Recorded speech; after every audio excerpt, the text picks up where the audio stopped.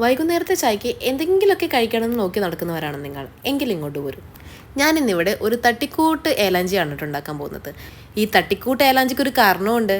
തേങ്ങയും ശർക്കരയും മാത്രമാട്ടോ ഞാനിവിടെ ആഡ് ചെയ്യുന്നത്. തട്ടിക്കൂട്ടായാലും ടേസ്റ്റിനൊന്നും ഒരു വ്യത്യാസം വരുന്നില്ല കേട്ടോ. തേങ്ങയിലോട്ട് കുറച്ചധികം ശർക്കര ഇടണമെന്ന് മാത്രം. ഇനി നമുക്ക് ഏലാഞ്ചിയുടെ ബാറ്റർ തയ്യാറാക്കാം കേട്ടോ.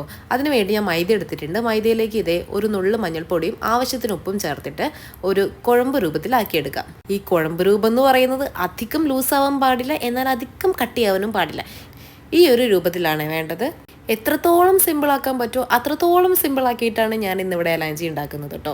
നിങ്ങൾക്കിനി ലാവിഷായിട്ടാണ് വേണ്ടെങ്കിൽ അതിനുള്ള ഒരുപാട് റെസിപ്പീസും യൂട്യൂബിലുണ്ട് കേട്ടോ. അങ്ങനെ ഞാൻ ഇതേ ബാറ്റർ വെച്ചിട്ട് ഓരോ ദോശയും ഉണ്ടാക്കിയെടുക്കുന്നുണ്ട്. ദോശ ഉണ്ടാക്കി കഴിഞ്ഞ ഉടനെ തന്നെ നമ്മൾ നേരത്തെ വെച്ചെടുക്കുന്ന തേങ്ങയും ശർക്കരയില്ല അതൊന്ന് ജസ്റ്റ് ചൂടാക്കി എടുക്കുന്നുണ്ട്. കുറച്ച് നെയ്യ് ഒഴിച്ചിട്ടാണ് കേട്ടോ ഇത് ചൂടാക്കേണ്ടത്. എന്നിട്ട് ദോശയ്ക്കകത്തോട്ട് തേങ്ങയും ശർക്കരയും കൂടി ഇങ്ങനെ വെച്ച് കൊടുക്കാം. ആക്ച്വലി ഞാൻ മടക്കുന്നതിൻ്റെ ഓപ്പോസിറ്റാണ് മടക്കേണ്ടത് കേട്ടോ. നിങ്ങളങ്ങനെ മടക്കിയാൽ മതി. ഒരെണ്ണ ആയപ്പം തന്നെ ക്ഷമയില്ലാത്ത ഒരാൾ അതും കൊണ്ട് ഓടുന്നുണ്ടേ.